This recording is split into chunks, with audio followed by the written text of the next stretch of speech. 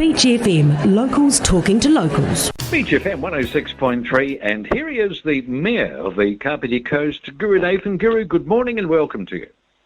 Good morning, John, and good morning to the listeners.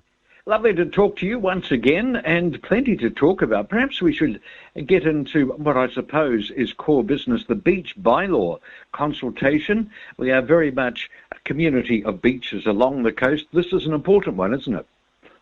That's right. We've got until June next year to have the bylaw reviewed and adopted, because we've got to review our bylaws every 10 years, and so we've got to do that. The last beach bylaw was the 2009 one.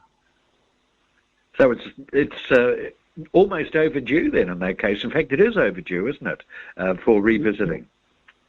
Yeah, but the deadline is next year, June.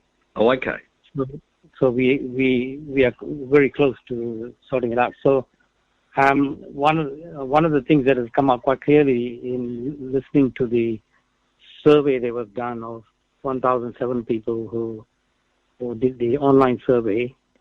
This is prior to the COVID lockdown, and also a series of pre-consultation meetings that we've been having. Yes. And one of the key things that is coming out is the vehicles on beaches, particularly the motorbikes, the trail bikers.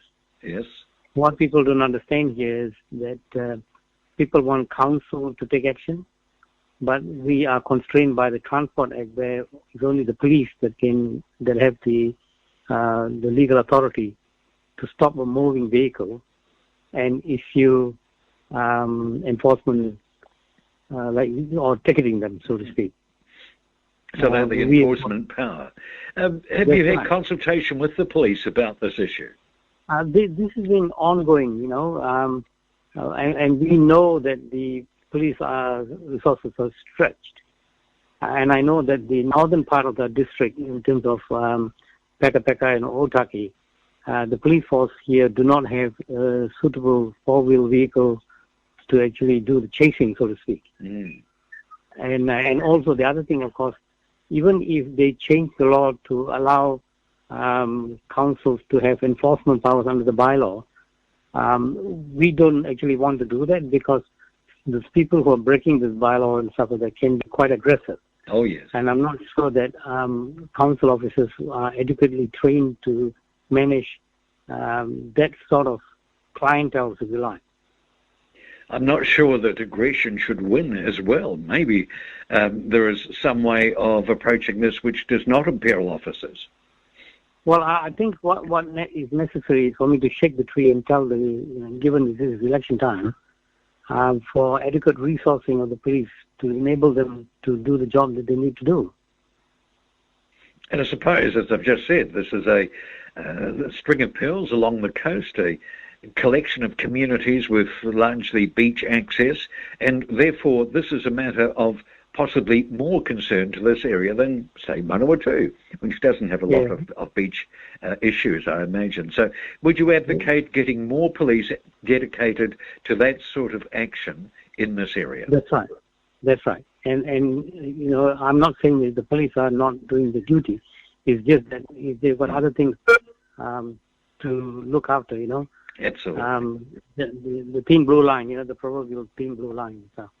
But one of the things I'm glad is, even back when I was a reporter, one of the issues that used to come out and cause a great deal of consternation and in public debate was the issue of the right of people to be nude in particular parts of the beach. You remember those debates? I do. I remember those days, yes. But that debate has not surfaced, so to speak. Thank God for that. We've moved on a bit, perhaps. And I believe you received a communication about COVID-19. A lot of people taking a bit of a victory lap there, which I think is far too premature. What have you been learning recently? A couple of things. On Thursday, I received a email from the Chief Executive of CCDHB, Fiona Dogan. And again, John, I've been raising this issue for a few weeks now, about not being complacent. Yes. The rationale being that we cannot lock down 100% our borders. And somewhere, sometime, there's going to be a breach. and that particular bridge could be positive, and then we could have a second wave or a cluster and stuff like that. So these emails that I received from the chief executive touched on that. That given again going back to what's happening in Victoria, just across the ditch, and also globally in terms of the second wave, even in those countries which have been like places like Hong Kong, Japan, Singapore, which have been quite diligent in clamping down and locked down robustly. Even there, they're starting to raise its ugly head again. And so Fiona was saying that there's no room for complacency, and her staff are supporting the people in quarantine. These are people who have returned from overseas. And again, the message, stay home if you're sick, wash your hands. The same old hygiene messages have been raised. And the fact is, of particular interest to us here in the Wellington region is that the Ministry of Defence has stood up Wellington Regional Isolation and Quarantine Centres, Control Centres. There are two such places. This is the Grand Mercury and the Bay Plaza Hotel. These are the two areas. These are the two areas. And again, they're calling for people to be diligent in terms of contact tracing, keeping record of the movement. That we should be encouraging local businesses to display the New Zealand COVID tracing. The poster that they put up, the QR code poster. I've seen very few of those around, by the way. I've got the app and I've scanned where I can, but I don't see a lot of those. Maybe I don't get out enough. I was at Novella the other day and I scanned there. Yeah, I think you're right. I think this is what the complacency that people are talking about, the authorities are talking about. You said it. I know for my own self, in my household or in my neighboring friends and stuff like that, we are starting to sort of relax and thinking we are all quite safe and nothing's going to touch us. I think it's a fool's paradise. So do I. And you can see the government has been giving out consistently over the last week or so messaging along those lines. And reading between the lines, I suspect there was significant anxiety about Queenstown. There was a lot of testing done in Queenstown. So maybe that is an example of what's got to happen in future, that where there are signs, where there's a bit of smoke, you've got to really investigate. Yeah, I think that's exactly right. It's the nature of this beast that we cannot take our eyes off the target. But unfortunately, I can see it's starting to happen. Mayor, last time you talked to us, you indicated that the decision from central government on funding for the Gateway project was much more imminent than I thought it was, and you proved to be correct yet again. $2.23 million has come through from central government. I thought we were talking about $2 million. Is the extra $230,000 a bonus? No, I think our overall budget has been around sort of $4.7 million for the whole project.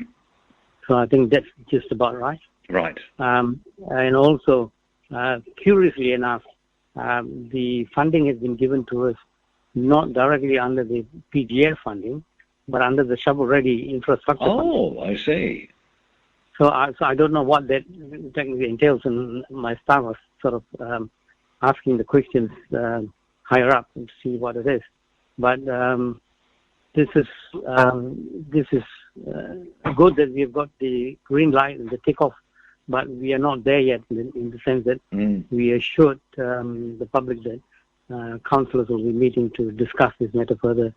So even though we've got the money, which is good, there's been no decision made to put up the funding we already have.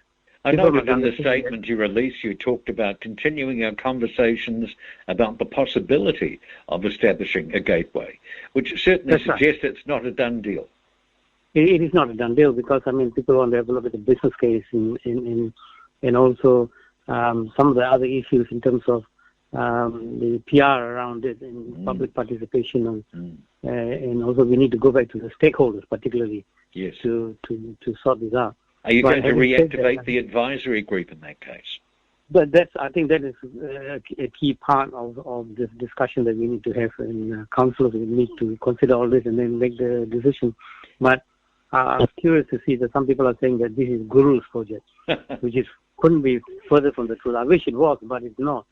I mean, this went through a massive consultation process when we did the McLean Park, the Uruhi management plan, 3 rounds of consultation over 2 years, and that space, particularly created in the southern part of where the current boating club is for the site, and it had to be entrenched into the long-term plan and the annual plan.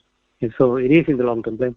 If we decide not to go with it, do we decide not to have the crown funding, or are we saying we don't want to put in the ratepayer funding, the $2 million ratepayer funding either?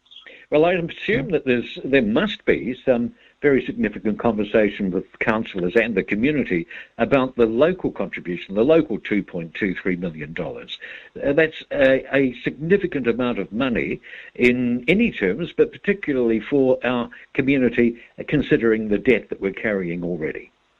Yeah, but other people will say, given what the government itself is doing to kickstart the economy, given the global downturn, we all know that in times of recession, public investment in public projects and stuff like that is one of the ways that one of the economic strategies that you use to get out of recession.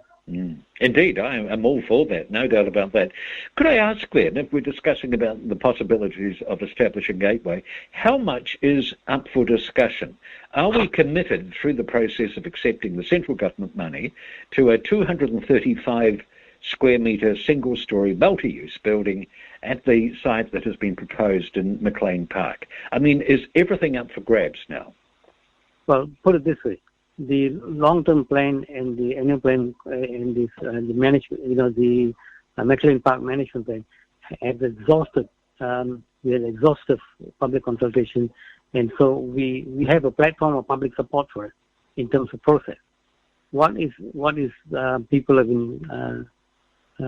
been concerned about is that the actual design of it is where I think the problem lies, and we know that the speed in which that we had to secure the PGA funding and the COVID that struck had undermined our ability to keep a more robust conversation with the community.